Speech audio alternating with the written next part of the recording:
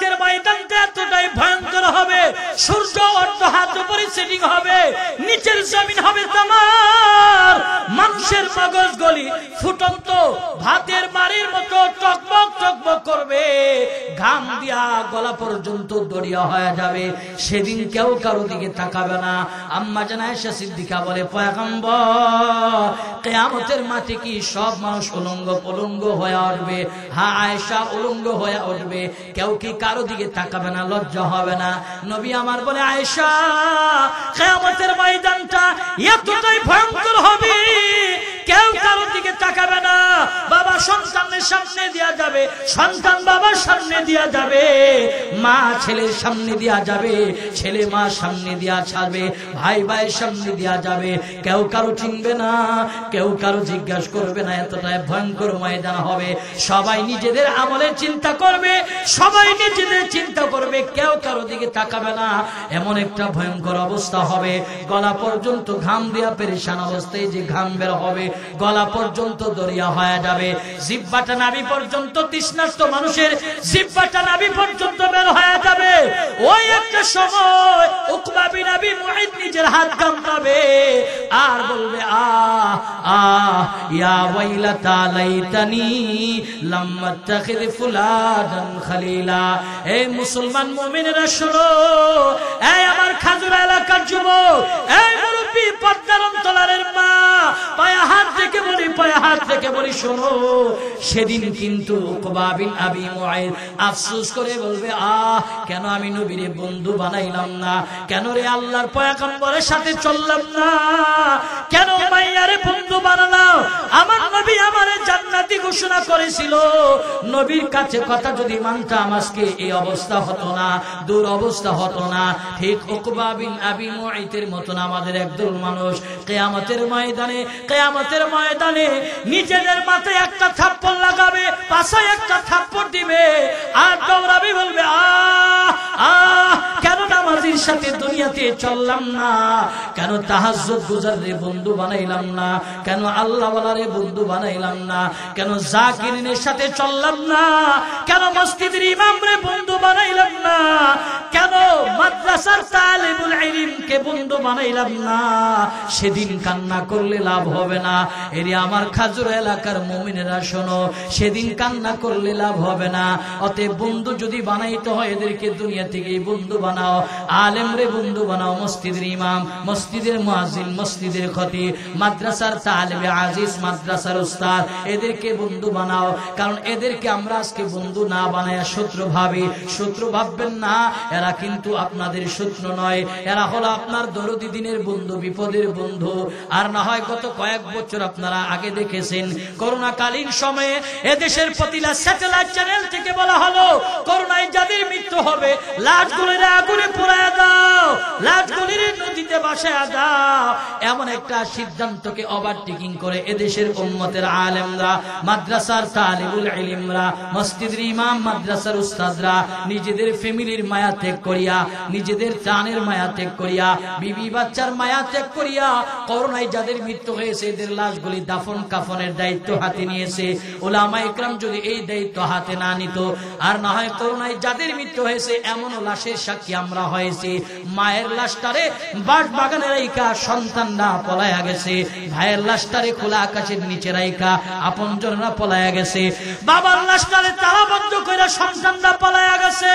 Phone কইরা বলছে বাবার লাশটা ঘরের ভিতরে আছে, মায়ের লাশটা খোলা আকাশের নিচে আছে, ভাইয়ের লাশটা অমুক জায়গায় আছে, পারলে একটু দাফন কাফনের ব্যবস্থা করে দেন। উলামা ইকরাম ব্যবস্থা করেছে। অতএব আলেমরা আপনাদের বন্ধু, আপনাদের শত্রু নয়। এদেরকে বন্ধু বানান, এদের সাথে ওঠা বসা করেন। কারণ এর সাথে বন্ধু বানাইলে আল্লাহ রাসূল বলেছে, আল মারউ মা মান আহাব্বা ইলাই, যার সাথে যার মহব্বত তার সাথে তার কিয়ামত। আলেমের সাথে মহব্বত তো হাসর হবে আলেমের সাথে, মুয়াজ্জিনের সাথে মহব্বত তো হাসর হবে মুয়াজ্জিনের সাথে। একজন তালেবে আজিজকে মহব্বত করবেন, আপনার হাসর হবে তালেবে আজিজের সাথে। আজকের এই মাদ্রাসায় আসলাম, এই যে তালেবে আজিজ একজন পাগড়ি নিল, এই যে তো মাদ্রাসার এত সুন্দর পরিবেশ, আপনার অনেক দান খয়রাত করেছেন, আপনারা ভাগ্যবান, আপনারা ভাগ্যবান, কারণ আপনারা ওই তালেবে আজিজের উপকার করলেন।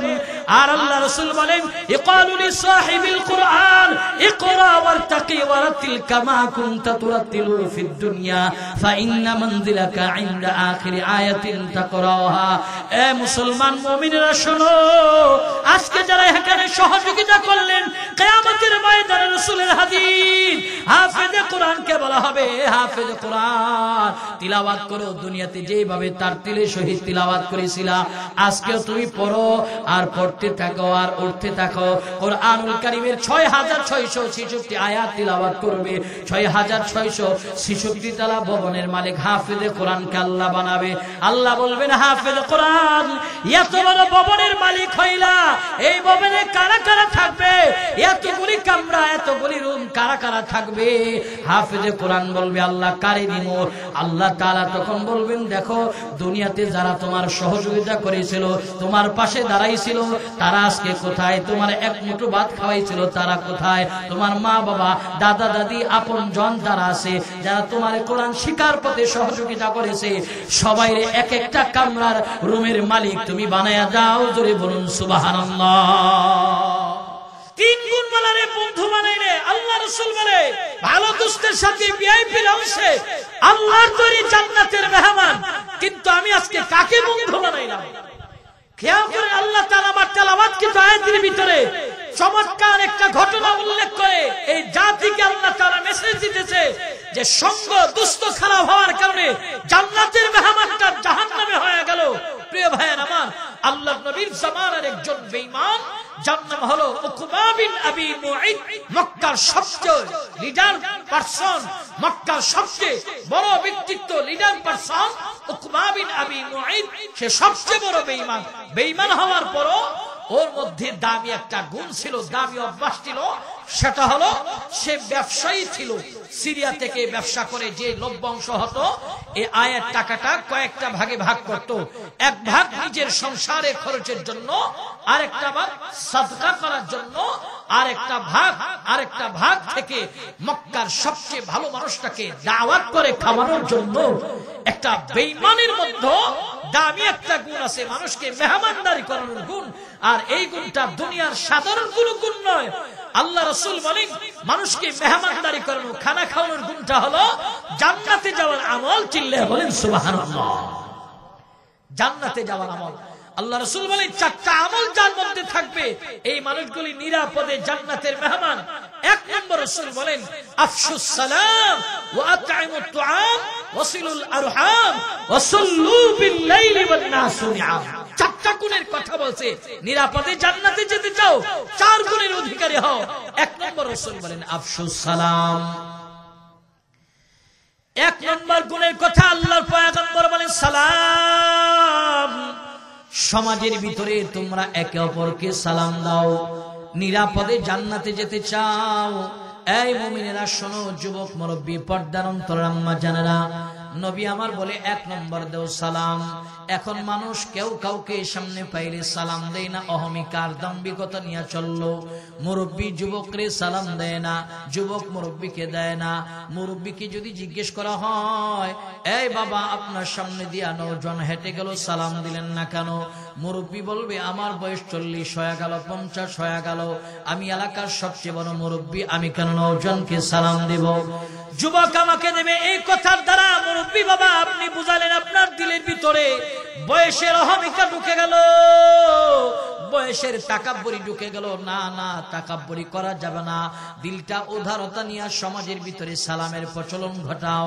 নওজোয়ান অনেকের আছে যুবক মুরব্বিদেরকে দেখলে সালাম দেয় না এদেরকে যদি জিজ্ঞেস করা হয় এই যুবক মুরব্বিকে কেন সালাম দাও না বলে আমি নওজোয়ান গায়ের ক্ষমতা বেশি আমারে মুরব্বি দিবে আমি কেন দেব আপনার হৃদয়ের ভিতরে যৌবনের অহমিকা ঢুকে গেল অহংকার করা যাবে না দিল থেকে অহমিকা নামায়া সালামের প্রচলন ঘটাতে হবে সালামের প্রচলন মাটির মানুষ অহমিকা করে লাভ নাই মাটির মানুষ মাটির মতন হয়ে যাও মাটিকে আল্লাহ তাআলা রব্বুল আলামিন সহনশীল বানায় দিছে মাটিকে আল্লাহ তাআলা ধৈর্যশীল বানায়া দিছে এই যে প্যান্ডেলটা করার জন্য খুঁটি ডাবাইতে হইছে মাটির জায়গা ফাঁকা করে দিয়েছে এই কারণে খুঁটি ডাবাইতে পারছে আর মাটি যদি অহমিকা করে বলতো আমার মধ্যে খুঁটি ডাবানো যাবে না তাহলে আমরা খুঁটি ডাবাইতে পারতাম না আল্লাহ তাআলা মাটিরে সহনশীল বানায়া দিল ধৈর্যশীল বানায়া দিল অতএব মুমিনেরা মুসলমানেরা শোনো, মাটির মানুষ অহমিকা করে লাভ নাই।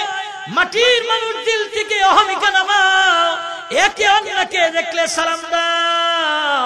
সালামের ব্যাপারে অহমিকা নয়, কারণ সালামের ব্যাপারে অহমিকা নয়, দিল থেকে যে আগে সালাম দিবে, পয়গম্বর আমার বললেন যে দিল থেকে আগে সালাম দিবে বুঝতে হবে সালামের বদলতে তার দিলের ভিতরে বিন্দু পরিমাণ অহমিকা নাই, তাকাব্বুরি নাই। কিন্তু আমাদের অবস্থা হলো বাপ সন্তানদের দেখলে সালাম দেয় না, চেহারা ফ্যাকাশে করে যায়। ছোট ভাই বড় ভাইকে দেয় না, চেহারা ফ্যাকাশে করে যায়। বাবাকে যদি জিজ্ঞেস করা হয়, বাবা আপনার সন্তান সামনে দিয়ে হেঁটে গেল, সালাম দিলেন না কেন? বলে লজ্জা লাগে। এই বড় ভাই ছোট ভাই সামনে দিয়ে হেঁটে গেল, সালাম দিলেন না কেন? লজ্জা লাগে। অথচ দেখা যাবে বাপ সন্তান ছোট ভাই বড় ভাই একজন আরেকজনকে দেখলে সালাম দিতে লজ্জা পায়। দুনিয়ার সিস্টেম হলো সালাম দিতে গেলে লজ্জা পায়, আর দুনিয়ার বাজারে এদের কোনো লজ্জা নাই। দেখবেন বাপ সন্তান ছোট ভাই বড় ভাই মিলে একই চায়ের দোকানে অলঙ্গ মহিলার তামাশা একসাথে দেখতেছে, ওখানে কোনো লজ্জা নাই। আমাদের অবস্থা হলো সালাম দিতে গেলে লজ্জা পাই। দূরে বলুন ঠিক কিনা? বাপ সন্তান মিলে একই চায়ের দোকানে অলঙ্গ মহিলার তামাশা দেখে, বাবাই সামনে টেবিলে বসা, সন্তান পিছনে টেবিলে বসা, লজ্জা নাই। কিন্তু সালাম দিতে গেলে লজ্জা পায় না। রাসূল বলেন অহমিকা নামাও, একে অন্যকে সালাম দাও। সালাম দিলে একে অন্যের জন্য ভালোবাসার হৃদয় পয়দা হবে, দরদ পয়দা হবে। ছোট ভাই বড় ভাইরে দিয়েছেন, বড় ভাইয়ের অন্তরে ছোট ভাইয়ের জন্য ভালোবাসার জায়গা তৈরি হবে। ছোট ভাইরে দিয়েছেন, ছোট ভাইয়ের হৃদয়ে বড় ভাইয়ের জায়গা তৈরি হবে। বাবাকে দিয়েছেন, বাবার হৃদয়ে আপনার ভালোবাসার জায়গা তৈরি হবে। এই কারণে সালাম দিতে হবে। কিন্তু সালামের ব্যাপারে আমাদের অহমিকা, দাম্ভিকতা। কিন্তু আল্লাহর নবীর সাহাবীদের খবর নিয়ে দেখেন, সালামের ব্যাপারে কোনো অহমিকা ছিল না। এরা প্রতিযোগিতায় থাকতো কে কাকে আগে সালাম দিতে পারে। জোরে বলুন আল্লাহু আকবার। আল্লাহর নবীর সাহাবী হযরত আবু বকর রাদিয়াল্লাহু তাআলা, এত বড় একজন সাহাবী আবু বকর, হযরত আবু বকর রাদিয়াল্লাহু তাআলা এত দামি সাহাবী। কেমন দামি আবু বকর! আল্লাহ তাআলার কাছে কত দামি আবু বকর! আবু বকর এত দামি মানুষ হওয়ার পরও দিলের ভিতরে সালামের ব্যাপারে অহমিকা ছিল না, দাম্ভিকতা ছিল না। কত দামি আবু বকর!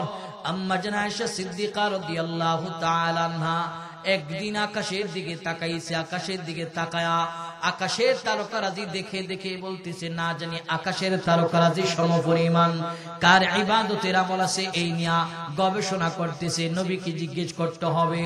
আবার আপনার পয়গম্বর আইলে কালিমাতুল্লাহ দাওয়াত দেওয়ার পর ঘরের ভিতরে আসছে।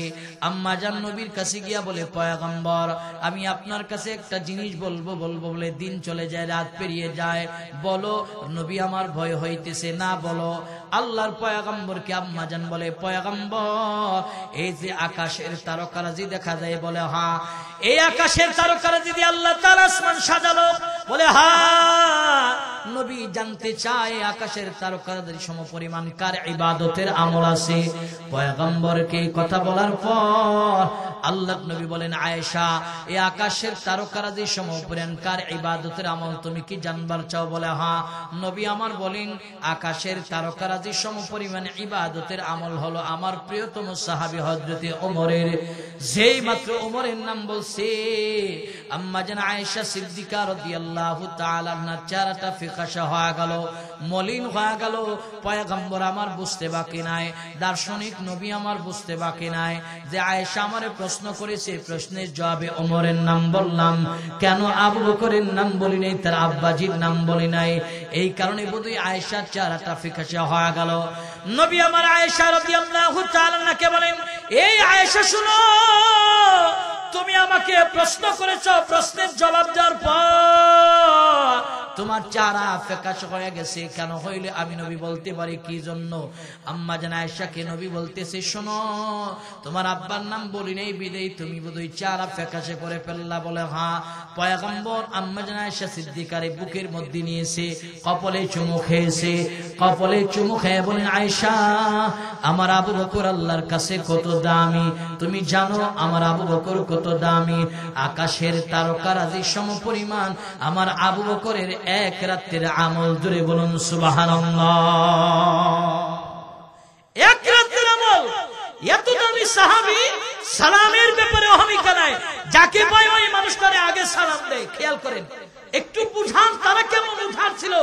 আর আমরা ছোট ভাইরে দেখলে চেহারা ফ্যাকাশে করে চলে যায়, চাচারে দেখলে চেহারা ফ্যাকাশে করে চলে যায় না, তাদের হৃদয়টা কেমন উদ্ধার ছিল। হযরত সিদ্দিক আকবর সবাইকে সালাম দেয়। খলিফাতুল মুসলিমিন হযরত ওমর রাদিয়াল্লাহু তাআলা আনহু অনেক দিন যাবত চেষ্টায় আছে যে আবু বকরকে আগে সালাম দিতে পারি না, কিভাবে দেওয়া যায়। চিন্তা ভাবনা করার পর আবু বকরের চলাচলের যে রাস্তা আছে ওই রাস্তায় একদিন দাঁড়াতে হবে। দাঁড়াবো যে তাকে প্রকাশ্যে তার সামনে গিয়ে দাঁড়াবো না, গাছের ছায়া থেকে দাঁড়ায়া আবু বকর আসবে, আমি তার সামনে গিয়ে দাঁড়ায়া সালাম দিয়া দেব। জোরে বলুন সুবহানাল্লাহ।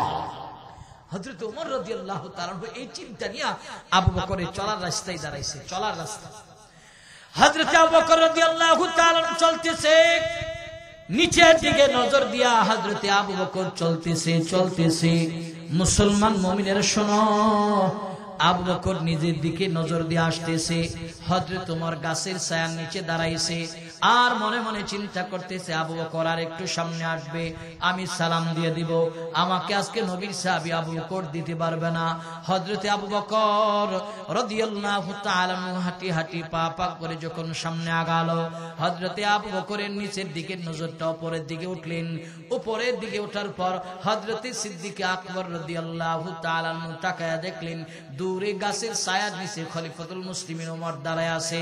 হযরত ওমর চিন্তা করতেছে আবু বকর সামনে আসবে, আমি সালাম দিয়া দেব।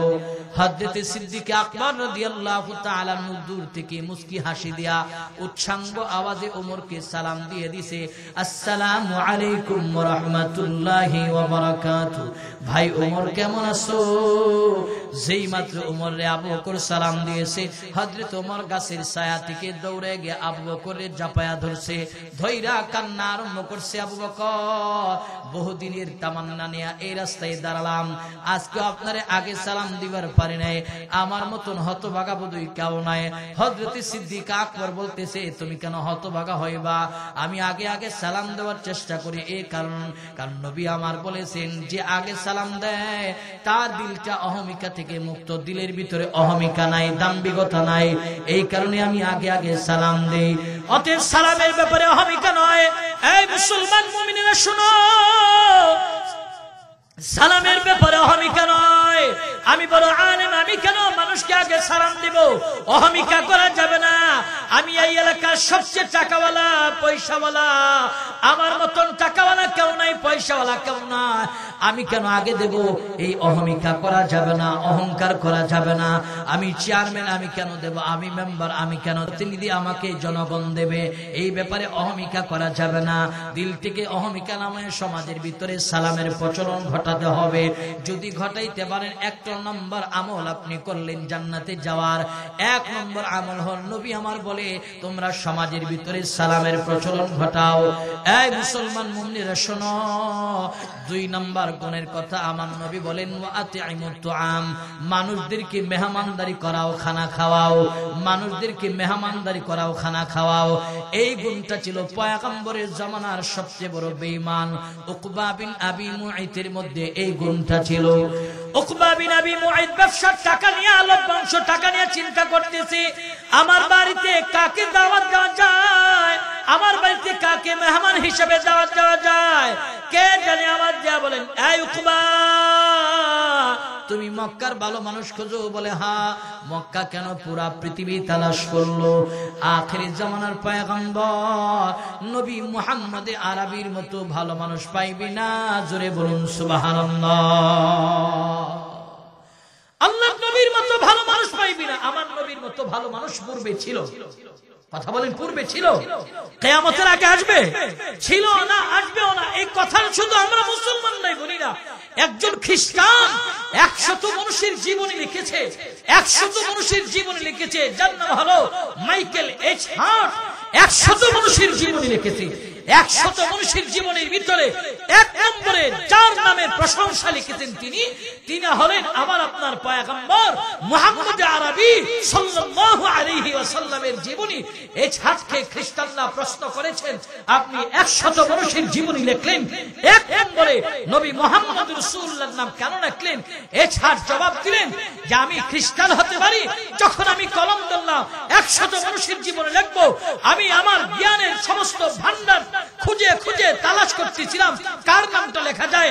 আমার জেহনের ভিতরে ওই নামটা বারংবার আসতেছে, যেই নামটা হলো মুহাম্মদ রাসূলুল্লাহ সাল্লাল্লাহু আলাইহি ওয়াসাল্লামের নাম। আমি এই কারণেই লিখলাম, তার মতন শ্রেষ্ঠ মানুষ আর পৃথিবীতে একজন নাই। এই কারণে 100 মানুষের জীবনের ভিতরে এক নম্বরে তার নামটা আমি উঠাইলাম। জোরে বলুন সুবহানাল্লাহ। একজন খ্রিস্টান হয়ে আমার আপনার নবীর প্রতি এত দরদ, এত ভালোবাসা, কিন্তু আমরা সেই নবীর উম্মত হওয়ার পরেও নবীর প্রতি দরদ আর ভালোবাসা আমার নাই। প্রিয় ভাইয়ের আমার, এই ছাড় খ্রিস্টান হওয়ার পরেও এক নম্বরে নবী রাসূলুল্লাহর প্রশংসা লিখেছে। বেঈমান উকবা বিন আবি মুঈত ব্যবসার টাকা নিয়ে চিন্তা করতেছে, কে জানি বললেন নবীর মতো ভালো মানুষ নাই, আল্লাহর নবীকে তোর বাড়িতে দাওয়াত কর। খ্রিস্টান 100 মানুষের জীবন লিখছে, বেঈমানের হৃদয়ে আমার নবীর নামের উচ্চারণ চলে আসছে। আমার আপনার পয়গম্বরকে দাওয়াত দেওয়ার জন্য উকবা বিন আবি মুঈত দল নিয়ে রাসূলুল্লাহর বাড়িতে হাজির হয়ে গেলেন। আল্লাহর নবীর বাড়িতে হাজির হওয়ার পর বলতেছে, নবী আপনার বাড়িতে আমি আসছি একটা কারণ। কি কারণ বলো? বলে আমি আমার বাড়িতে খানার ইন্তজাম করব, ওই খানার ইন্তজামে আপনাকে আমি প্রধান অতিথি হিসেবে দাওয়াত দিতে চাই। আপনি যদি আমার দাওয়াত গ্রহণ করেন তাহলে আমি আপনার অনুষ্ঠান করব, আর না হয় অনুষ্ঠান করব না।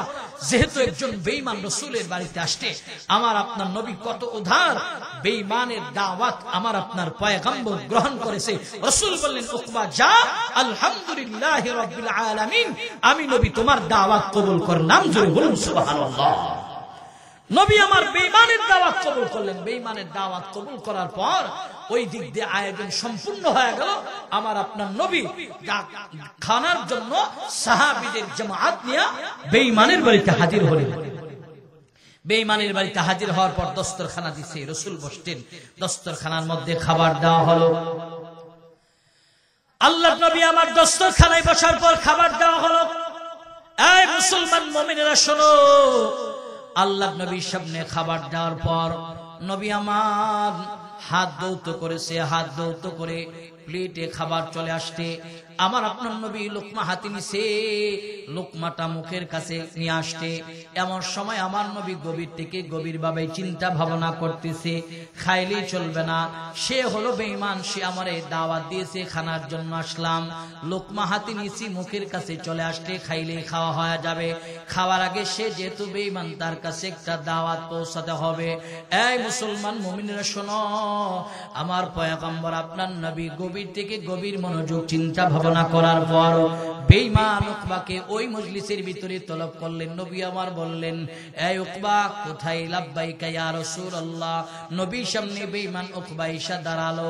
আমার আপনার নবী লোকমাটা দাঁড়ে দেখায়া বলতেছেন, উকবা এই যে দেখো তুমি আমারে দাওয়াত করেছো, আসলাম খাবার জন্য, লোকমা হাতে আছে, লোকমাটা মুখে দিলে খাওয়া হয়ে যাবে, খাওয়ার আগে আমি তোমাকে একটা কথা বলতে চাই, তুমি আমার একটা কথা রাখবা কিনা বলো।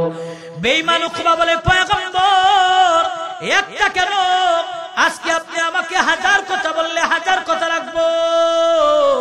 এই মুসলমান মুমিনরা শোনো, আল্লাহ নবী বলেন, এই উকবা আমি নবী 1000 কথা বলবো না, একটা কথা বলবো, একটা কথাই দুনিয়ার 1000 কথার চেয়ে দামি কথা। কি কথা নবী আমার? আল্লাহ নবী লোকমাটা প্লেটে রাইখা হাত মুইসা আল্লাহর পয়গম্বর উকবার হাতে ধরছে, হাতে ধইরা নবী আমার বলতেছে, উকবা তুমি যদি এই মজলিসে পড়ো লা ইলাহা ইল্লাল্লাহু মুহাম্মাদুর রাসূলুল্লাহ, যদি এক আল্লাহর উপরে ঈমান আনয়ন করো, আমি নবীকে রাসূল হিসাবে স্বীকৃতি দাও, আর এক আল্লাহর উপরে ঈমান আনো, এরপরে আমি নবী খাবো, আর না হয় তোমার বাড়িতে আমি কিন্তু খাবো না, লোকমা ফালায়া আমি নবী আমার বাড়িতে চলে যাব। যেই মাত্র আল্লাহর পয়গম্বর বেঈমান উকবাকে কথা বলল, বেঈমান উকবা বললেন, নবী আমার আপনি কেবলমাত্র শুধুমাত্র কালিমা পড়ার কথা বললেন, কালিমা পড়ার কথা বললেন, এটা কোনো ব্যাপার হল নাকি? আল্লাহর নবীর সামনে বেঈমান উকবা কালিমা পড়ছে, লা ইলাহা ইল্লাল্লাহু মুহাম্মাদুর রাসূলুল্লাহ সাল্লাল্লাহু আলাইহি ওয়া আলিহি ওয়াসাল্লাম। নবীর সামনে কালিমা পড়ছে। এই মুসলমান মুমিনের শোনো, আল্লাহর পয়গম্বরের সামনে কালিমা পড়ার পর নবী আমার উকবার হাতটা যে ধরছিল, হাতটা মজলিসের ভিতরে উঁচা করলো। মজলিসের ভিতরে উঁচা করিয়া নবী আমার বলল, এই মজলিসের মানুষেরা তোমরা সাক্ষী থাকো, তোমরা সাক্ষী থাকো। এই উকবা আমার সাথে হাত রেখে এক আল্লাহর উপর ঈমান আনলো। আমি নবী তোমাদেরকে সাক্ষী রেখে বলে গেলাম, এই উকবা আজ থেকে জান্নাতের মেহমান। কারণ নবী আমার হাদিসে বর্ণনা বলেছেন, আল ইসলামু ইয়ানহাদিমু মা কানা ক্বাবলা। যদি কোনো বিধর্মী থেকে মুসলমান হয়, খ্রিস্টান থেকে মুসলমান হয়, বৌদ্ধ থেকে মুসলমান হয়, ইহুদ থেকে মুসলমান হয়, মুসলমান মুমিনেরা ওই মানুষটা এতটাই নিষ্পাপ। রাসূল বলেন, একটা নবজাতক শিশু যেই রকম করে মায়ের গর্ভ থেকে ডেলিভারি হওয়ার পরে শিশুটা যেরকম নিষ্পাপ, বিধর্মী থেকে মুসলমান হওয়ার পর কালিমা পড়ার কারণে আল্লাহ পাক রব্বুল আলামিন তার পিছনে সব গুনাহগুলিকে মাফ করে দেয়। যেহেতু উকবা কালিমা পড়েছে, আল্লাহর নবী তার জান্নাতি ঘোষণা দিয়েছে। নবী আমার জান্নাতি ঘোষণা দিয়া খাবার খায়া এখান থেকে চলে গেল পয়গম্বর বাড়িতে। আর উকবা বিন আবি মুঈত যে কালিমা পড়লো, কালিমা পড়ার খবর এই ব্রেকিং নিউজ পৌঁছে গেল। উকবা ইবনে আবি মুঈতের বাল্যকালের একজন বন্ধু চলার সাথী ছিল, যার নাম হলো উমাইয়া ইবনে খালফ। কে সে উমাইয়া, তার কি পরিচয়?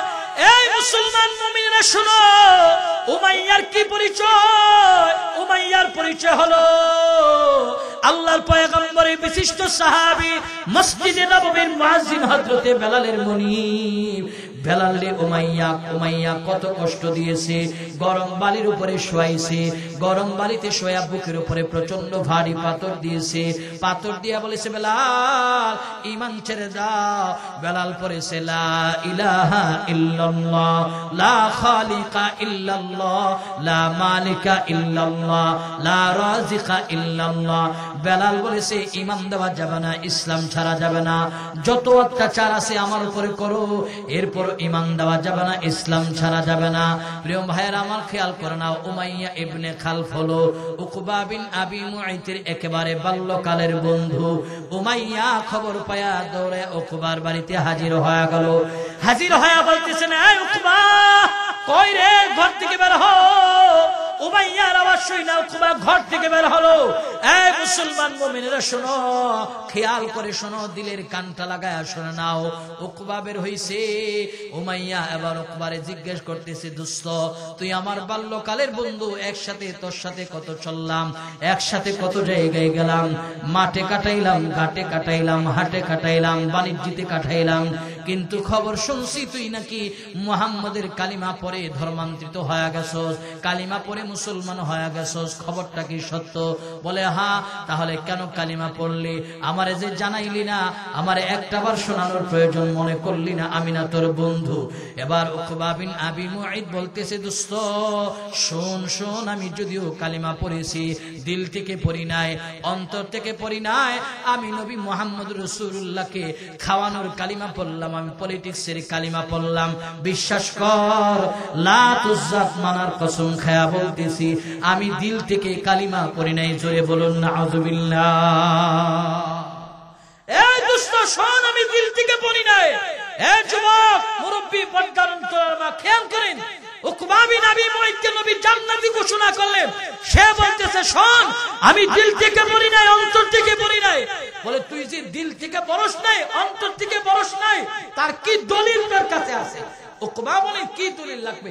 উকবা বলে, কোন দ্বারা? চিন্তা ভাবনা করে বলতেছে যে আমার দলিল দেওয়া লাগবে, আমার সাথে এক্ষণে এই মুহূর্তে নবী মুহাম্মদ রাসূলুল্লাহর বাড়ি যাবি, গিয়ে আল্লাহর নবীর সামনে দাঁড়াবি, দাঁড়ায়া তোর মুখের যে থুতুটা আছে নবী মুহাম্মদ রাসূলুল্লাহ চেহারায় ফিকে মারবি, এরপরে বিশ্বাস করব তুই দিল থেকে কালিমা পড়স নাই। জোরে বলুন নাউযুবিল্লাহ। এই যে নবী তারে জান্নাতি ঘোষণা করছিলেন, এই জান্নাতি মানুষটা এখন জাহান্নামী হবে সঙ্গ খারাপ হওয়ার কারণে। এই কারণে এখানে যারা আছেন আপনাদের প্রতি প্রতিটা কথায় মেসেজ হলো, রাসূল বললেন ভালো মানুষের সাথে চলো, আল্লাহ পাক রব্বুল আলামিন আমাদেরকে বলতেছে ভালো মানুষের সাথে চলো। কারণ ভালো মানুষের সাথে একটু তাদের সংস্রবে গেলে নিজেদেরকে পরিবর্তন করা সম্ভব। প্রিয় ভাইয়ের আমার, ভালো মানুষের সহবতে থাকলে একটু নিজেদেরকে পরিবর্তন করা সম্ভব। এ কারণে যাকে তাকে বন্ধু বানানো যাবে না। যাকে তাকে বন্ধু বানাইলে বিপদে পড়া লাগবে, মুসিবতে পড়া লাগবে। কারণ আজকে আমরা যাকে তাকে বন্ধু বানানোর কারণে আজকে বহু খবর পেপার পত্রিকায় টেলিভিশনের পর্দায় পায় যে বন্ধু বন্ধুকে হত্যা করে সালার ভিতরে বন্দী করে নদীতে ভাসায় দিছে, বালুর চরে দাফন করে দিছে। এরপরে বন্ধু বন্ধুকে তিন টুকরো করে রেল স্টেশনের পাশে বাস স্ট্যান্ডের পাশে ফেলায়া গেছে। এর একমাত্র কারণ হলো দাসপাট্টাল করে আমরা বন্ধু বানাই না।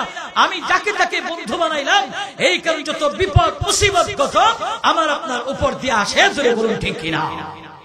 ভালো মানুষটাকে বন্ধু বানাইতে হবে। বোঝানোর জন্য আপনাদেরকে বলি, ভালো মানুষের সংস্রবে একটু থাকলে পরিবর্তন হয়ে যায়, একটু থাকলে পরিবর্তন হয়ে যায়। প্রিয় ভাইয়ের আমার, ভালো মানুষের সহবত কত দামি।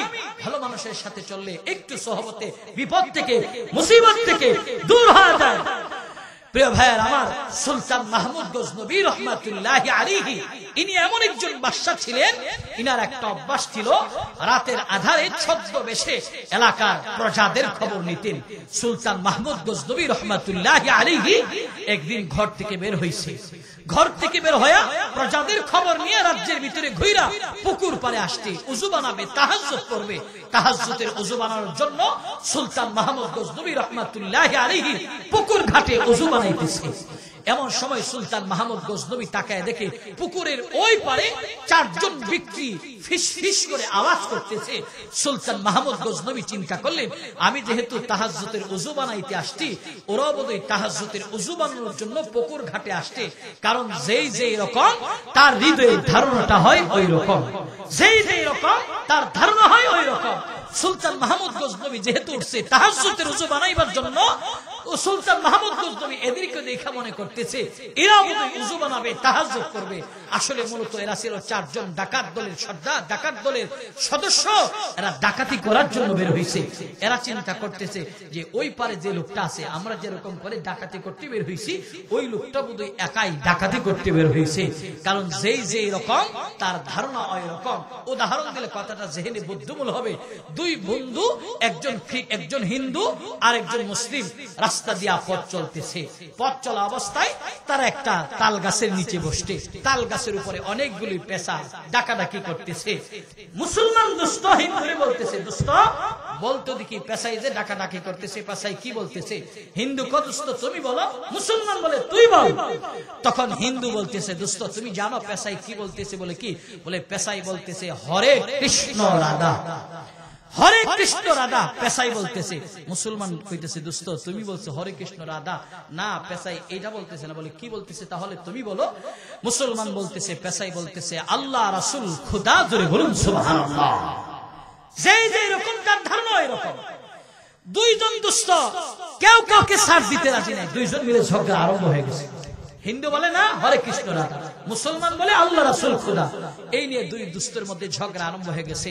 পাশ দিয়া যাইতেছে একজন বণিক, ব্যবসায়ী, ব্যবসার কাজে যাইতেছে। বণিক এদের ঝগড়া দেখা এদের কাছে গেছে, গিয়া বলতেছে, এই যুবকেরা তোমরা ঝগড়া করো কেন? বলে ঝগড়া করার কারণ কি? বলে ঝগড়া করার কারণ হলো একটা, ওই যে গাছের উপরে পেঁচাই ডাকতেছে, হিন্দু দুষ্ট বলতেছে হরে কৃষ্ণ রাধা, আমি মুসলমান বললাম আল্লাহ রাসূল খুদা। এখন তুমি এর একটা সঠিক সমাধান দাও। বণিক অনেকক্ষণ যাবৎ পেশার কিছু ভাষা শুনলেন, পেশার ভাষা শুনে বলতেছে তোমাদেরকে সঠিক সমাধান দেবো? বলে হ্যাঁ দাও। বণিক বলতেছে পেশায় কি বলতেছে জানো? বলে কি? বলে পেশায় বলতেছে পেঁয়াজ রসুন আদা, কারণ সে ওইটা নিয়ে ব্যস্ত। এখন তিনজন মিল্লা লাগছে, তিনজন মিল্লা হমানে কিলাকিলি করতেছে, কেউ কাউকে ছাড় দেয় না। এমন সময় রাখাল গরু ছাগল নিয়ে মাঠে হাল চাষ করার জন্য যাইতেছে। রাখাল দেখা এদেরকে ঝগড়া দেখা তার কাছে গেছে, গিয়া বলতেছে কিরে তোরা তিনজন মিলা তাল গাছের কোলে হমানে কিলাকিলি লাগছ কেন? কি হয়েছে আসল ঘটনা? বলে আসল ঘটনা পেশার ভাষা নিয়া। বলে কে কি বললি? মুসলমান বলছে আল্লাহ রাসূল খোদা, হিন্দু বলছে হরে কৃষ্ণ রাধা, বণিক বলছে পেঁয়াজ রসুন আদা। এর একটা সঠিক সমাধান তুমি দেও তো রাখাল ভাই। রাখাল এখন গভীর ভাবে মনোনিবেশ করে চিন্তা ভাবনা করে রাখাল বলতেছে আমি কি সঠিকটা বলবো? রাখালকে বলতেছে ঠিক আছে বলো, সঠিকটা বলো। রাখাল বলতেছে তোমরা কি জানো পেশায় কি বলতেছে? বলে কি? বলে পেশায় বলতেছে লাঙল জুয়াল গাদা। যেই মাত্র এই কথা কইছে চারজন মিল্লা মানে কিলাকিল লাগছে। কেউ কাউকে সার দিতে রাজি না। কিলাকিলের শেষ পর্যায়ে সবাই বলতে যাই বন্ধ কর কিলাকিল। মুসলমান তুমি যেহেতু মুসলিম তোমার ধারণা ঠিক, হিন্দু সে যেহেতু হিন্দু তার ধারণা ঠিক, বণিক সারাদিন পেঁয়াজ রসুন নিয়ে ব্যস্ত থাকে তার ধারণা ঠিক, রাখাল লাঙল জুয়াল নিয়ে ব্যস্ত থাকে তার ধারণা ঠিক। এক কথায় যেই যে রকম তার ধারণা এরকম। নামাজি মানুষ অন্য কাউকে দেখলে নামাজি মনে করে, সুৎখোর ভালো মানুষকে দেখলে ওর মতনই মনে করে। জোরে বলুন ঠিক কিনা? ঠিক সুলতান মাহমুদ গজনবী চিন্তা করলেন ওরা বোধহয় আল্লাহওয়ালা, অতএব এদের কাছে যাওয়ার দরকার। সুলতান মাহমুদ গজনবী হাঁটি হাঁটি পা পা করে এদের কাছে গেছে। সুলতান মাহমুদ গজনবীকে জিজ্ঞেস করে নাই যে আপনি কে, পরিচয় না নিয়ে বলতেছে আপনি বোধহয় একলা ডাকাতি করতে আসতেন। চারজন বলতেছে যেহেতু আপনি একলাই ডাকাতি করতে বের হইছেন, আমরা চারজন আর আপনি একজন হইলে হবে পাঁচজন, পাঁচজন মিলে আজকে ডাকাতি করব।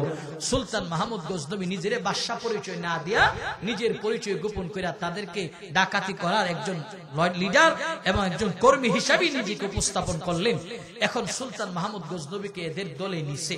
নেওয়ার পর সুলতান মাহমুদ গজনবী এদেরকে জিজ্ঞাসা করতেছে আজকে যে ডাকাতি করবা কার বাড়িতে যাওয়ার সিদ্ধান্ত করছো? সবাই বলে উঠলেন যে আজকে আমরা ডাকাতি করব এই রাজ্যের যিনি বাদশাহ সুলতান মাহমুদ গজনবীর বাড়িতে।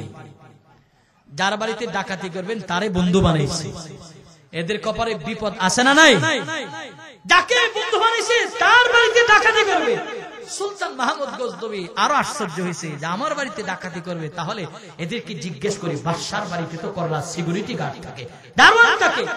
জিজ্ঞাসা করলেন তোমরা যে ডাকাতি করবা তোমাদের কোনো যোগ্যতা আছে কি? কি যোগ্যতা নিয়ে বাদশার বাড়িতে যাইবা? কররা সিকিউরিটি গার্ড আছে, দারোয়ান আছে, পাহারাদার আছে। বলে আমরা যোগ্যতা নিয়ে আসছি। কে কি যোগ্যতার অধিকারী? প্রথম চোর বলতেছে আমার যোগ্যতা হলো নাকে। বলে এটা আবার কেমনে? নাক দিয়া ঘ্রাণ নিলি বলতে পারি বাড়ির সোনা দানা স্বর্ণ অলংকার টাকা পয়সা কোন দিকে আছে। চমৎকার তোমার যোগ্যতা। বাদশাহ মহোদয় 2 নম্বর চোরকে বলেন তোমার কি যোগ্যতা? বলে আমার যোগ্যতা হলো হাতে। বলে হাতে আবার কেমন? হাত দিয়া টানা ধরলেই ঠাস ঠাস করে খুলে যায়। মাশাআল্লাহ চমৎকার যোগ্যতা। 3 নম্বর চোরকে বলা হয় তোমার কি যোগ্যতা? বলে আমার যোগ্যতা হলো বাড়ির পালিত কুকুরগুলি ঘেউ ঘেউ করে পোষা প্রাণীগুলি যখন আওয়াজ করে কি বলতেছে এর পাণ্ডিত্য ভাষা আমি অর্জন করেছি। চমৎকার যোগ্যতা। 4 নম্বরটারে জিজ্ঞেস তোমার কি যোগ্যতা? বলে আমার যোগ্যতা হলো যাকে রাতের আধারে দেখি দিবা আলোকে দিনের আলোতে ঠিক তারে চিনতে পারি। জোরে বলুন সুবহানাল্লাহ। এই 4 যোগ্যতার প্রমাণ দিলেন। কারণ যোগ্যতা ছাড়া চুরি করতে গেলে বিপদ ছাড়া কোনো উপায় নাই। প্রিয় ভাইয়ের আমার, বোঝানোর জন্য একটা দৃষ্টান্ত দিলে কথাটা জেহেনে বুদ্ধিমূল হবে। মুজাদ্দিদুল মিল্লাত শাহ আশরাফ আলী থানভী রাহমাতুল্লাহি আলাইহি বলেন যে এক এলাকায় একজন বুজুর্গ ছিল, ওই এলাকায় একজন চ্যাম্পিয়ন চোর ছিল। সবার বাড়িতে চুরি করছে কিন্তু আল্লাহ ওয়ালার বাড়িতে চুরি করতে পারে না। কারণ আল্লাহ ওয়ালা দিনের বেলা ইবাদতে মগ্ন থাকে, রাতের বেলা দিবে ইবাদতে মগ্ন থাকে। একদিন আল্লাহ ওয়ালারে বাজারে পাইছে চোর। জিজ্ঞেস করতেছে চাচা আজকে কোন দিকে যাইবেন জিকির আজকার করার জন্য মাহফিলে? আজকে খাজুরা যাব, বহুদূর খাজুরা। প্রিয় ভাইয়ের আমার, চোর চিন্তা করছে যে আজকে রাতে আল্লাহর ওলির বাড়িতে গিয়ে হামলা দিতে হবে। আল্লাহর ওলি চমৎকার বাজার টাজার করছে। বিবিরে বলছে এগুলি রান্না বান্না করবা, টেবিলে সাজায় রাখবা, আগামীকা আমি রাত্রে আইসা মাহফিল থেকে রাত্রে আইসা আমি দিব্যে আরামে খাবো, এরপরে ঘুমাবো। ওই আল্লাহর ওলি যে বলছে অনেক দূর যাব, চোর এই ফাঁকে আল্লাহর ওলির বাড়িতে রাত যখন গভীর হয়েছে চুরি করার জন্য আসছে।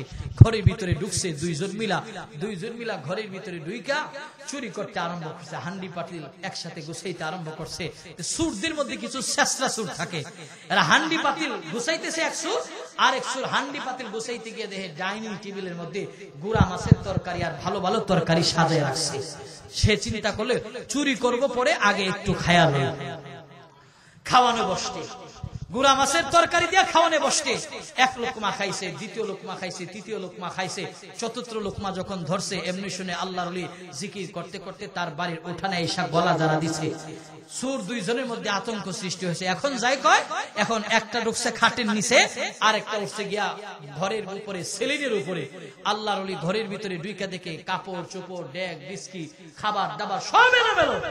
আল্লাহর ওলি রাগের মাথায় বলতেছে, বিবি তোমারে রান্না বান্না কইরা ডাইনিং টেবিলে সাজিয়ে রাখবার কথা বলছিলাম, এলোমেলো করে রাখছো, ঘরের অবস্থা এলোমেলো, তুমি কাজটা করলা কি? আল্লাহর ওলির বিবি কায়া ঘুমে আছে, তখন বলতেছে, স্বামী আপনি আমারে ধমক দিতেছেন, আমি যে আপনার জন্য খাবারগুলি সুন্দর করে রান্না করে রাখছি, আপনি তো আমাকে বলতেছেন এলোমেলো করে রাখছি। এলোমেলো করে রাখি নাই, আপনার জন্য যে ভালো করে ডাইনিং টেবিলে সাজিয়ে রাখছি, এটা উপরওয়ালাই ভালো জানে, উপরওয়ালাই ভালো জানে। এই উপরে যে ছিল একটা সুর, ওই যে সেলিং এর উপরে উঠছে, এই সেলিনের উপর থেকে সে কইতেছে, বস উপরওয়ালাই যা জানে নিচে যেটা আছে সেটা আরো বেশি জানে। আল্লাহর ওলি কিরে কি হইছে, উপরের টারো বাইর কেছে, নিচের টারো বাইর কেছে, বাইর করে ইচ্ছা মতো খেসা দিছে। এই কথার দ্বারা প্রমাণ হয় চুরি করতে গেল যোগ্যতা লাগে, উপরওয়ালায় বললেই তোকে বোঝানোর দরকারটা কি আছে। সুলতান মাহমুদ গজনবী 4 চুরির 4টা যোগ্যতার কথা শুনলেন। এখন সবাই মিলে কইতেছে, আপনি যে আমাদের সাথে যাবেন আপনার কি যোগ্যতা? বলে আমার যোগ্যতা দাড়িতে। বলে এটা আবার কেমনে? ডান দিকে দাড়ি কাট করলে ফাঁসির আসামি মাপ, বাম দিকে হেলাইলে জেলখানার আসামি মাপ। জোরে বলুন সুবহানাল্লাহ। হ্যাকমতপূর্ণ জবাব দিছে।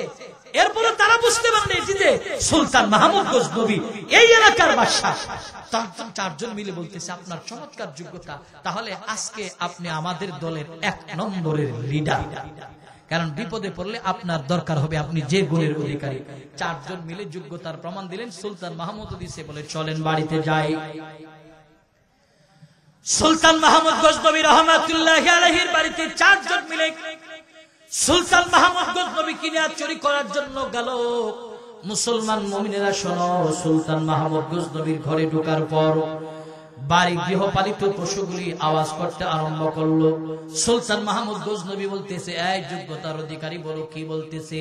বলে সুলতান মাহমুদ গজনবী তোমাদের সঙ্গে কিছু মেহমান নিয়ে আসছে, সেটা বলতেছে। আবার 3 সদস্য বলতেছে সিরা কাপড় পরা, ইনি আবার এই এলাকার বাদশা হবে নাকি? তোমার ধারণা ভুল, অতএব তোমরা চুরি করতে আরম্ভ করো। যে যোগ্যতাওয়ালা নাক দিয়া ঘ্রাণ নিয়ে স্বর্ণের খবর, টাকার খবর দিতে পারে, নাক দিয়া ঘ্রাণ নিয়ে বলতেছে এদিকে টাকা আছে ওইদিকে আছে, আর যে তারা খুলনেওয়ালা হাত দিয়া ধরতেছে, তারাগুলি কইলা যাইতেছে, মাল সামান এইভাবে অনেক জমা করলো। মুসলমান মুমিনেরা শোনো, সুলতান মাহমুদ গজনবী রহমাতুল্লাহি আলাইহির বাড়িতে ইচ্ছা মতো ডাকাতি কইরা মাল সামান নিয়া সুলতান মাহমুদ গজনবীর সাথে নিয়ে তারা বের হলো। যেতে যেতে বিরান একটা ঘরের ভিতরে তারা প্রবেশ করেছে।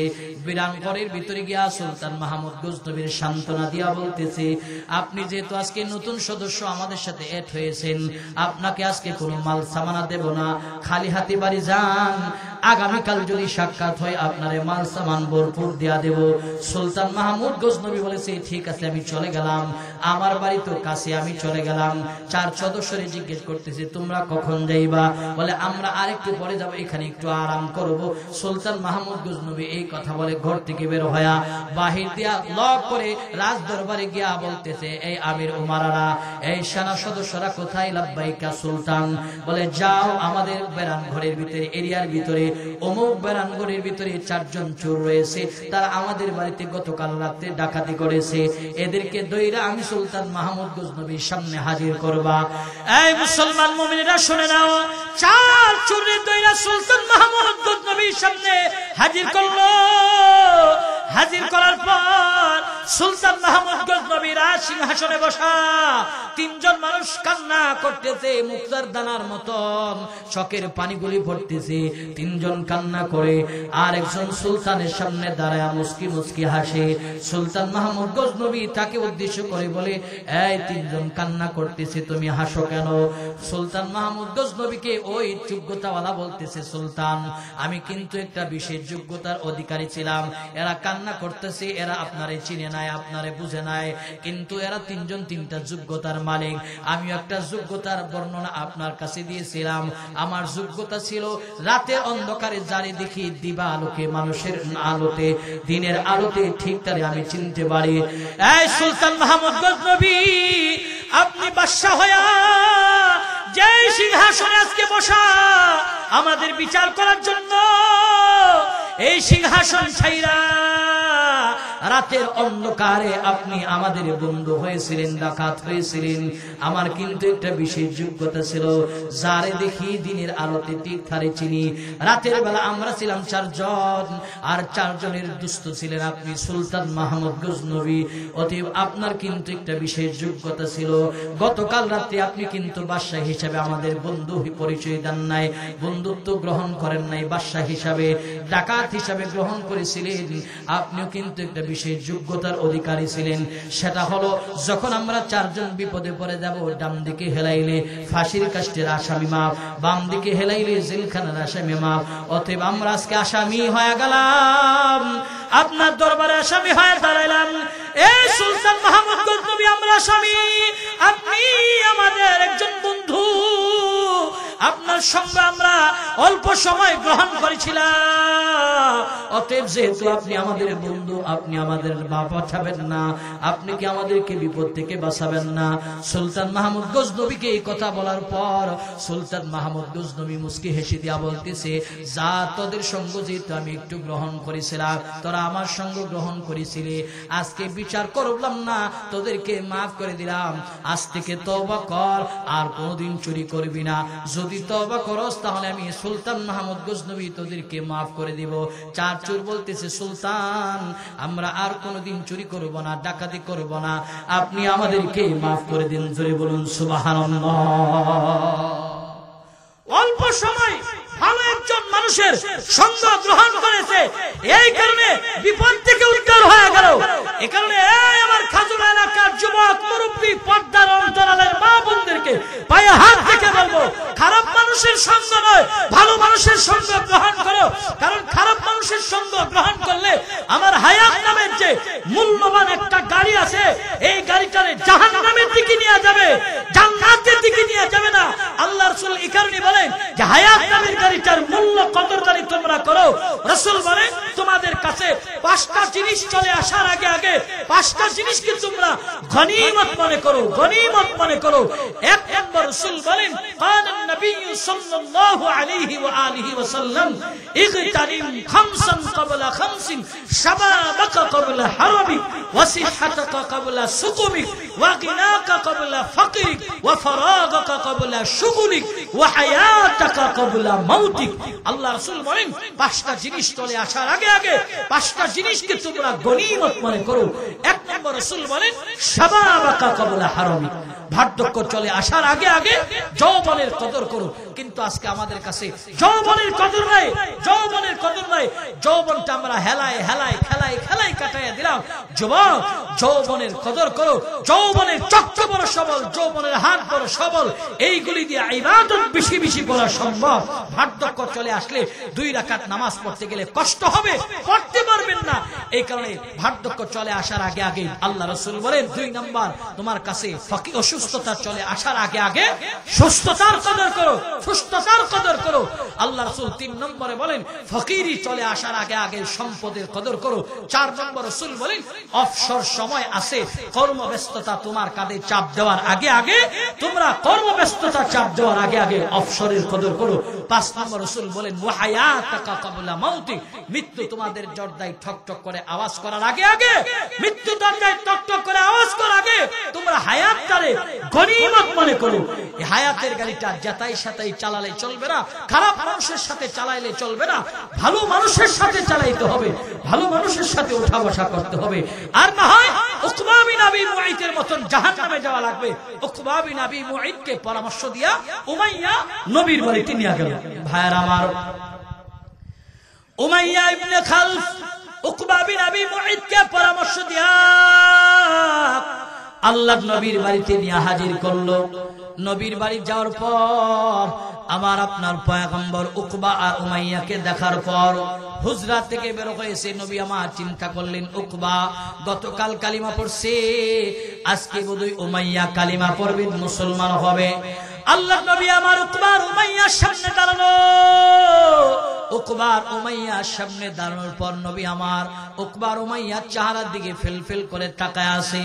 উকবা একবার আমার নবীর চেহারায় তাকায়, আবার বামে তাকায়, আবার ডাইনে তাকায়, আবার আসমানের দিকে তাকায়, তাকায় দেখে আমার আপনার নবীর চেহারায় বড় সুন্দর। জোরে বলুন সুবহানাল্লাহ। আল্লাহ নবীর চেহারা কত সুন্দর, আমার নবীর আখলাক কত সুন্দর, আমার নবীর ব্যবহার কত সুন্দর। আবু দাউদ শরীফের ভিতরে আবু দাউদ রাহমাতুল্লাহি আলাইহি হাদিস বর্ণনা করেছে, আমার নবীর ব্যবহার কত সুন্দর ছিল, আমার নবীর আখলাক কত সুন্দর। আল্লাহর পয়গম্বর আমার এলে কালিমাতুল্লাহর দাওয়াত দেওয়ার জন্য একদিন ঘর থেকে বের হলো। এই মুসলমান মুমিনরা শোনো, আল্লাহর নবী দাওয়াত নিয়ে যখন বের হইলেন, এমন সময় নবীর সামনে একজন বিদুইন পড়লেন। বিদুইন এসে আমার আপনার পয়গম্বরকে অকাত্য ভাষায় গালমন্দ করলো, নবীকে অকাত্য ভাষায় গালমন্দ করতেছিল। আল্লাহর পয়গম্বর বিদুইনের দিকে ফেলফেল করে তাকায় রইছে। উকবা আল্লাহর পয়গম্বর ফেলফেল করে তাকায় রইছে। যেই মাত্র বিদুইন গালি শেষ করে দিল, পয়গম্বর আমার বিদুইনকে বলতেছেন, এই বিদুইন তুমি যে আমার এতক্ষণ দাঁড়ায় গালি দিলা, তোমার জবানে কষ্ট পাইছো কি? বিদুইন বলে, এটা কেমন মানুষ, এতক্ষণ দাঁড়ায় গালি দিলাম, আমাকে পাল্টে একটা গালি না দিয়া জিজ্ঞেস করতেছে জবানে কষ্ট পাইলাম কিনা, এটা কেমন মানুষ? বেদিন তখন আমার আপনার পয়গম্বরকে বলতেছেন, নবী শুনেছি আপনি কালিমার দাওয়াত দেন। বলে হ্যাঁ। আপনি নাকি নবী? বলে হ্যাঁ। বলে কি প্রমাণ আপনার কাছে আছে? বলে কি প্রমাণ লাগবে বলো? বলে প্রমাণ লাগবে, ওই যে পাহাড়ের গাছ বা সমান হয়ে আপনার সামনে যদি আইসা স্বীকারোক্তি দেয়, কালিমা পড়ে, এরপরে বিশ্বাস করবো আপনি নবী। যেই মাত্র বেদিন আমার নবীকে এই কথা বললো, আল্লাহর পয়গম্বর শাহাদাত বলে ইশারা করলো। এই মুসলমান মুমিনরা শুনো, আল্লাহর পয়গম্বর শাহাদাত বলে ইশারা করার পর পাহাড়ের গাছ বাসমান হয়া আমার আপনার নবীর সামনে আসছে। নবীর সামনে ঈশা কালিমা পড়তেছে। আল্লাহর পয়গম্বর বেদুইনকে বললেন, এই বেদুইন তুমিও কালিমা পড়ো।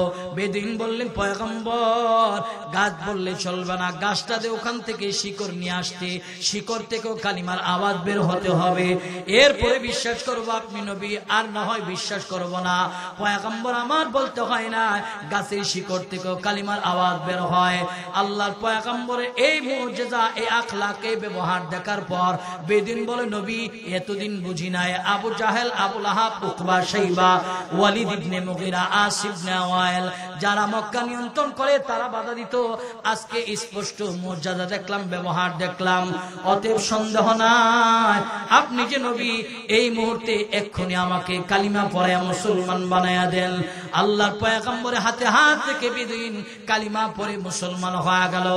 এই মুসলমান মুমিনরা শুনো, আল্লাহর নবীর আখলাক এতটাই সুন্দর ছিল, নবীরে গালি দিছে নবী, কিন্তু গালি দিতে পারতেন, নবী আমার গালি দেয় না।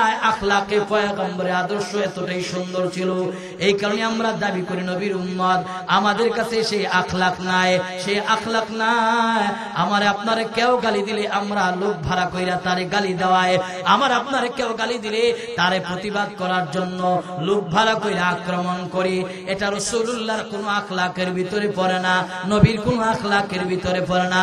নবীর আখলাক ছিল গালি দিয়েছে, গালি দেওয়ার পরে মাফ করে দাও, গালি দিয়েছে, গালি দেওয়ার পর মাফ করে দাও। আল্লাহ নবীর আদর্শ এত সুন্দর, নবী আমার উকবা আর উমাইয়ার সামনে দাঁড়ালো। এই মুসলমান মুমিনেরা শোনো, আল্লাহ নবী বেঈমানদের সামনে দাঁড়ানোর পর উকবা আবার উমাইয়ার চেহারার দিকে তাকালো। তাকানোর পর উমাইয়া চোখ বড় বড় করে বুঝাইতেছে, এই উকবা তোর সাথে আমার কথা ছিল যে আল্লাহ নবীর সামনে আসলে নবীর চেহারায় তো যদি বিদেশ না কেন। উকবা বিন আবি মুআইত উমাইয়ার চেহারার দিক থেকে মুখ ফিরায়া আল্লাহর পয়গম্বরের চেহারার দিকে তাকায়া মুখের থুতুটাকে নিক্ষিপ্ত করলো। নবীর চেহারায় থুতু নিক্ষিপ্ত করার পর, আল্লাহ নবীর চেহারায় থুতু দেওয়ার পর, এই মুসলমান মুমিনেরা শোনো, আমার আপনার পয়গম্বরের চেহারাটা মলিন হয়ে গেল। আমার আপনার নবীর চোখের দ্বারা মুক্তার দানার মতন পানিগুলি প্রবাহিত হইতেছে, আর কান্না করে বলতেছে, এই উকবা গতকাল তোরে আমি জান্নাতি ঘোষণা করলাম, জান্নাতি ঘোষণা করছি, আজকে তুই আমার চেহারায় থুতু মারলে, আজকে আমার চেহারায় থুতু মারলে, না জানি আসমান থেকে কোনো গজব নাজিল হয়ে যায়। নবী আমার ডানে তাকাই বেঈমানের দল, আমার নবী বামে তাকাই বেঈমানের দল, সামনে তাকাই নবীর আপন কেউ নাই। আল্লাহর নবী কান্নায় জর্জরিত কান্না করতেছে। আল্লাহর পয়গম্বর কান্না করে বলতেছেন, মালিক আমি এতিম, আমার মা নাই, আমার বাপ নাই, কালিমার দাওয়াত দেওয়ার জন্য আমার জিম্মাদারি দিয়েছো। আল্লাহ আমারে বেঈমান উকবা থুতু মারছে, আমার মনে কোনো কষ্ট নাই। নবীদের চোখের পানি ঝরাইছে, এই চোখের পানিটা আল্লাহ পাক রব্বুল আলামিন সহ্য করতে পারেন নাই। আল্লাহ পাক রব্বুল আলামিন আমার তেলাওয়াতকৃত আয়াতের সূরাতুল ফুরকানের 27 নম্বর আয়াত দিয়া জিবরাইলকে নবীর সামনে পাঠাইয়া দিল। জিবরাইলকে আল্লাহ তাআলা বলেন, এই জিবরাইল যাও, নবীর সামনে যাও, নবীর কাছে গিয়া সান্ত্বনার বাণী শোনায়া দাও। আল্লাহ পাক রব্বুল আলামিনের পক্ষ থেকে উকবার বিরুদ্ধে নবীর পক্ষে আয়াত নাজিল হয়েছে। আল্লাহ নবীর কাছে জিবরাইল আসলো। এই মুসলমান মুমিনের শোনো, জিবরাইল আয়েশা নবীকে আয়েশা বলতেছে, পয়গম্বর আপনি আমার সালাম গ্রহণ করবেন। আল্লাহ নবী সালাম গ্রহণ করে কান্না আরম্ভ করলো। কান্না করে বলতেছে, জিবরাইল আমার আপন কেউ নাই, ডানে বেঈমানের দল, সামনে বেঈমানের দল, আমার মা নাই, বাপ নাই, আমি বড় এতিম। নবী আপনি কান্না করবেন না, চোখের পানি মুছে ফেলুন, আপনার চোখের পানির মূল্য আছে, আপনি কান্না করবেন না। উকবা যে আপনার চেহারায় থুতু মারছে, তার অবস্থাটা কেমন হবে কিয়ামতের ময়দানে। আল্লাহর নবীকে আয়াত পড়া শোনায় দিতেছে, ওয়া ইয়াউমা ইয়া'আদ্দুজ যালিমু আলা ইয়াদাইহি ইয়াকুলু ইয়া লাইতানি ইত্তাখাযতু মা'আর রাসূলি সাবিলা। পয়গম্বর উকবা আপনার চেহারায় থুতু মারছে, ওর অবস্থাটা কিয়ামতের ময়দানে এতটাই ভয়াবহ হবে, নিজের হাতটা সে চিবিয়ে চিবিয়ে চিবিয়ে চিবিয়ে খাবে, কোন পর্যন্ত আবার হয়ে যাবে, আবার চিবিয়ে চিবিয়ে খাবে, আবার হয়ে যাবে। কিয়ামতের ময়দানে সে নিজের হাত নিজে কামড়াবে, নিজের আপন হস্তদ্বয় নিজে চিবিয়ে চিবিয়ে খাবে, আবার হয়ে যাবে, আবার খাবে। ওই কিয়ামতের ময়দানটা কেমন হবে? এই খাজুরা এলাকার মুমিনেরা শোনো, কিয়ামতের ময়দানটা এতটাই ভয়ঙ্কর হবে, সূর্য অর্ধ হাত উপরে সেটিং হবে, নিচের জমিন হবে তামার, মানুষের মগজ গলি ফুটন্ত ভাতের বাড়ির মতো টকবক টকবক করবে, ঘাম দিয়া গলা পর্যন্ত দড়িয়া হয়ে যাবে। সেদিন কেউ কারো দিকে তাকাবে না। আম্মা জান আয়েশা সিদ্দিকা বলে, পয়গম্বর কিয়ামতের মাঠে কি সব মানুষ উলঙ্গ পলঙ্গ হয়ে উঠবে? হ্যাঁ আয়েশা, উলঙ্গ হয়ে উঠবে, কেউ কি কারো দিকে তাকাবে না, লজ্জা হবে না? নবী আমার বলে, আয়েশা কিয়ামতের ময়দানটা এতটাই ভয়ঙ্কর হবে, কেউ কারো দিকে তাকাবে না। বাবা সন্তানের সামনে দিয়া যাবে, সন্তান বাবার সামনে দিয়া যাবে, মা ছেলের সামনে দিয়া যাবে, ছেলে মা সামনে দিয়া ছাড়বে, ভাই ভাইয়ের সামনে দিয়া যাবে, কেউ কারো চিনবে না, কেউ কারো জিজ্ঞাসা করবে না। এতটাই ভয়ঙ্কর ময়দান হবে। সবাই নিজেদের আমলের চিন্তা করবে, সবাই নিজেদের চিন্তা করবে, কেউ কারো দিকে তাকাবে না। এমন একটা ভয়ঙ্কর অবস্থা হবে, গলা পর্যন্ত ঘাম দিয়া পেরেশান অবস্থায় যে ঘাম বের হবে, গলা পর্যন্ত দরিয়া হয়ে যাবে, জিহ্বাটা নাভি পর্যন্ত, তৃষ্ণার্ত মানুষের জিহ্বাটা নাভি পর্যন্ত বের হয়ে যাবে। ওই একটা সময় উকবা বিন আবি মুঈত নিজের হাত কামড়াবে আর বলবে, আহ আহ ইয়া ওয়াইলাতা লাইতানি লাম আত্তাখিয ফুলাদান খলিলা। এই মুসলমান মুমিনেরা শোনো, এই আমার খাজুরা এলাকার যুবক, এই মুরব্বি পদ্মার অন্তরালের মা, পায়ে হাত থেকে বলি, পায়ে হাত থেকে বলি, শোনো, সেদিন কিন্তু উকবা বিন আবি মুঈত আফসোস করে বলবে, আহ কেন আমি নবীরে বন্ধু বানাইলাম না, কেন রে আল্লাহর পয়গম্বরের সাথে চললাম না, কেন মাইয়ারে বন্ধু বানালাম? আমার নবী আমারে জান্নাতি ঘোষণা করেছিল, নবীর কাছে কথা যদি মানতাম আজকে এই অবস্থা হতো না, দূর অবস্থা হতো না। ঠিক উকবা বিন আবি মুঈতের মতন আমাদের একদল মানুষ কিয়ামতের ময়দানে, কিয়ামতের ময়দানে নিজেদের মাথায় একটা থাপ্পড় লাগাবে, পাশে একটা থাপ্পড় দিবে আর দৌড়াবে, বলবে, আহ আহ কেন নামাজীর সাথে দুনিয়াতে চললাম না, কেন তাহাজ্জুদ গুজারে বন্ধু বানাইলাম না, কেন আল্লাহ ওয়ালারে বন্ধু বানাইলাম না, কেন জাকিরিনের সাথে চললাম না, কেন মসজিদের ইমামরে বন্ধু বানাইলাম না, কেন মাদ্রাসার তালিবুল ইলমকে বন্ধু বানাইলাম না, সেদিন কান্না করলে লাভ হবে না। এর আমার খাজুর এলাকার মুমিনেরা শোনো, সেদিন কান্না করলে লাভ হবে না। অতএব বন্ধু যদি বানাইতে হয় এদেরকে দুনিয়া থেকে বন্ধু বানাও, আলেম রে বন্ধু বানাও, মসজিদের ইমাম, মসজিদের মুয়াজ্জিন, মসজিদের খতিব, মাদ্রাসার তালিবে আজিজ, মাদ্রাসার উস্তাদ, এদেরকে বন্ধু বানাও। কারণ এদেরকে আমরা আজকে বন্ধু না বানায় শত্রু ভাবি। শত্রু ভাববেন না, এরা কিন্তু আপনাদের শত্রু নয়, এরা হলো আপনার দরদি দিনের বন্ধু, বিপদের বন্ধু। আর না হয় গত কয়েক বছর আপনারা আগে দেখেছেন করোনাকালীন সময়ে এদেশের প্রতিটা স্যাটেলাইট চ্যানেল থেকে বলা হলো করোনায় যাদের মৃত্যু হবে লাশগুলির আগুনে পোড়ায় দাও, লাশগুলির নদীতে ভাসায়া দাও। এমন একটা সিদ্ধান্তকে ওভারটেকিং করে এদেশের উম্মতের আলেমরা, মাদ্রাসার তালিবুল ইলমরা, মসজিদের ইমাম, মাদ্রাসার উস্তাদরা নিজেদের ফ্যামিলির মায়া ত্যাগ করিয়া, নিজেদের প্রাণের মায়া ত্যাগ করিয়া, বিবি বাচ্চার মায়া ত্যাগ করিয়া করোনায় যাদের মৃত্যু হয়েছে এদের লাশগুলি দাফন কাফনের দায়িত্ব হাতে নিয়েছে। উলামা ইকরাম যদি এই দায়িত্ব হাতে না নিত, আর না হয় করোনায় যাদের মৃত্যু হয়েছে এমন লাশের সাক্ষী আমরা হয়েছি, মায়ের লাশটারে বাট বাগানে রাইখা সন্তানরা পলায়া গেছে, ভাইয়ের লাশটারে খোলা আকাশের নিচে রাইখা আপনজনরা পলায়া গেছে, বাবার লাশটারে তালাবদ্ধ কইরা সন্তানরা পলায়া গেছে। ফোন কইরা বলছে বাবার লাশটা ঘরের ভিতরে আছে, মায়ের লাশটা খোলা আকাশের নিচে আছে, ভাইয়ের লাশটা অমুক জায়গায় আছে, পারলে একটু দাফন কাফনের ব্যবস্থা করে দেন। উলামা ইকরাম ব্যবস্থা করেছে। অতএব আলেমরা আপনাদের বন্ধু, আপনাদের শত্রু নয়। এদেরকে বন্ধু বানান, এদের সাথে ওঠা বসা করেন। কারণ এর সাথে বন্ধু বানাইলে আল্লাহ রাসূল বলেছে আল মারউ মা মান আহাব্বা ইলাই, যার সাথে যার মুহাব্বত তার সাথে তার কিয়ামত। আলেমের সাথে মুহাব্বত তো হাসর হবে আলেমের সাথে, মুয়াজ্জিনের সাথে মুহাব্বত তো হাসর হবে মুয়াজ্জিনের সাথে। একজন তালিবে আজিজকে মুহাব্বত করবেন, আপনার হাসর হবে তালিবে আজিজের সাথে। আজকের এই মাদ্রাসায় আসলাম, এই যে তালিবে আজিজ একজন পাগড়ি নিল, এই যে তো মাদ্রাসার এত সুন্দর পরিবেশ, আপনারা অনেক দান খয়রাত করেছেন, আপনারা ভাগ্যবান, আপনারা ভাগ্যবান, কারণ আপনারা ওই তালিবে আজিজের উপকার করলেন। আর আল্লাহ রাসূল বলেন ইকালু লিসাহিবিল কুরআন ইকরা ওয়ারতাকি ওয়ারাতিল কামা কুনতা তুরাতিলু ফিদ দুনিয়া ফাইন্না মানজিলাকা ইনদা আখিরি আয়াতিন তাকরাহা। এ মুসলমান মুমিনেরা শোনো, আজকে যারা এখানে সহযোগিতা করলেন, কিয়ামতের ময়দানে রাসূলের হাদিস হাফেজে কোরআনকে বলা হবে হাফেজে কোরআন। তিলাওয়াত করো, দুনিয়াতে যেভাবে তার তিলে শহীদ তিলাওয়াত করেছিলা আজকেও তুমি পড়ো, আর পড়তে থাকো, আর উঠতে থাকো। কোরআনুল কারীমের ৬৬৬৬ আয়াত তিলাওয়াত করবে। ৬৬৬৬ তালা ভবনের মালিক হাফেজে কোরআনকে আল্লাহ বানাবে। আল্লাহ বলবেন হাফেজে কোরআন এত বড় ভবনের মালিক হইলা, এই ভবনে কারা কারা থাকবে? এতগুলি কামরা, এতগুলি রুম, কারা কারা থাকবে? হাফেজে কোরআন বলবে আল্লাহ কারে দিব?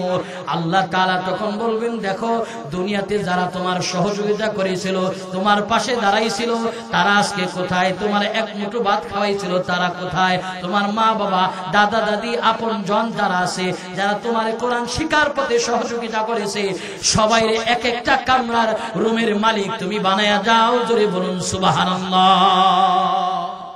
সেদিন হাফেজে কোরআনকে আল্লাহ বলবে প্রিয় ভাইয়ের আমার, একটা হাফেজে কোরআনের মূল্য আছে। এই যে আপনাদের এই মাদ্রাসা, এই মাদ্রাসায় হাফেজে একজন পাগড়ি নিয়েছে, এই দস্তারে ফজিলত নিয়েছে, এই যে তিলাওয়াত করবে এর এক অংশ আপনাদের আমলনামায় যাবে। কারণ আমরা যখন গুনাহ করে ঘুমায় যাই আল্লাহ আমাদেরকে ধ্বংস করে দিতেন, দেয় না কেন? কারণ হাফেজে কোরআনরা সব বিকাল যেমন করে রাতে তিলাওয়াত করে, সকালে তিলাওয়াত করে, দুপুরে তিলাওয়াত করে, রাত ৪টা বাজে ঘুম থেকে উঠা তাহাজ্জুদের ওযু বানায়া তাহাজ্জুদ পড়া কোরআন খুলে আল্লাহর সঙ্গে কথা বলে। আমরা তো গুনাহ করে ঘুমায়া যায়, আল্লাহ বলেন গজব দিয়া দিতাম, দেই না কেন? আমার কালামের সাথে যখন একজন হাফেজে কোরআনকে দেখি তিলাওয়াতের মাধ্যমে আমার কালামের সাথে সম্পর্ক, তখন আমি আল্লাহ তাআলা গজব উঠায় নেই। জোরে বলুন সুবহানাল্লাহ। প্রিয় ভাই আমার, এই তিলাওয়াতের বারাকা আমরা দেখি না। যে এলাকায় তিলাওয়াত হয় ওই এলাকার ভিতরে আল্লাহ তাআলার বারাকা রহমত নাযিল হয়। একটা হাদিস আপনাদের শোনাই, মিশকাতুল মাসাবির ভিতরে চমৎকার একটা হাদিস বর্ণনা হয়। হযরত সাঈদ ইবনে উযাইর রাদিয়াল্লাহু তাআলা আনহু নবীর একজন বিশিষ্ট সাহাবী, তিনি হাফেজে কোরআন ছিলেন, তিলাওয়াত করতেন। একদিন তিনি ঘরের বাইরে দাঁড়ায়া তিলাওয়াত করতেছে। এই কোরআন তিলাওয়াতের অবস্থায় উনি তাকায়া দেখলেন ওনার যে যুদ্ধের সোয়ারিটা আছে এই সোয়ারিটা লাফাইতেছে। ওই সোয়ারিটা লাফাইয়ের দৃশ্য দেখলেন। আবার আরেকটা দৃশ্য দেখলেন, ওনার একটা ছোট্ট মেয়ে ঘর থেকে বের হইতেছে। সাঈদ ইবনে উযাইর রাদিয়াল্লাহু তাআলা চিন্তা করলেন আমার মেয়েটা ঘর থেকে বের হইলে ঘোড়ার আঘাত পেতে পারে। তখন তিনি তিলাওয়াত বন্ধ কইরা তার মেয়েটারে ঘরের ভিতরে নিয়ে গেলেন। ঘরের ভিতরে রাইখা দরজায় দাঁড়াইছে। দরজায় দাঁড়ায় উনি আকাশের দিকে তাকাইছে। তাকায়া দেখলে আকাশটা মেঘাচ্ছন্ন হয়ে তার বাড়ির দিকে যেন নেমে আসতেছে। সাঈদ ইবনে উযাইর ভয়ে আতঙ্কিত হয়ে দৌড়ে আমার আপনার নবীর কাছে গেছে। গিয়া বলেন নবী এই দৃশ্য দেখছি। বলে তুমি কি করতেছিলে? বলে রাসূল আমি কোরআন তিলাওয়াতে মগ্ন ছিলাম, আমার যুদ্ধের ঘোড়াটা তিলাওয়াতের অবশ্যই না লাফাইতেছিল। আমার মেয়েটা ঘর থেকে বের হইছে। চিন্তা করলাম মেয়েটাকে ঘোড়া নিয়ে আক্রমণ করে, এই কারণে মেয়েটাকে নিয়ে ঘরের ভিতরে গেছিলাম। ঘর থেকে বের হয়ে দেখি আকাশের মেঘাচ্ছন্ন হয়ে আমার বাড়ির দিকে আসতেছে।